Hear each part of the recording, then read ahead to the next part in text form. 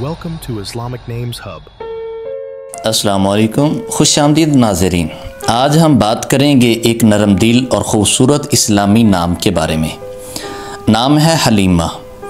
हलीमा नाम हिलम से निकला है, जिसका मतलब है नरमी, सब्र, बुर्दबारी। हलीमा अरबी ज़ुबान से माखूज़ है। हलीमा नाम वाली लड़कियां अक्सर मोहब्बत करने वाली, नरम मजाज और दूसरों के दुख दर्द में शरीक होने वाली होती हैं।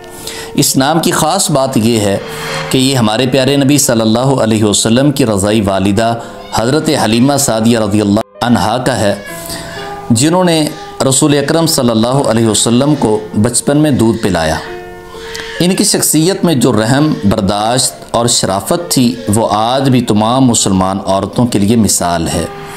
अगर आप अपनी बेटी को एक तारीख़ी, बाइज़्ज़त और ख़ूबसूरत नाम देना चाहते हैं तो हलीमा एक अजीम इंतखाब है।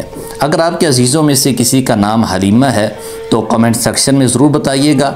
मज़ीद इस्लामी बाबरकत नामों के मानी जानने के लिए हमारे चैनल को ज़रूर सब्सक्राइब कीजिए।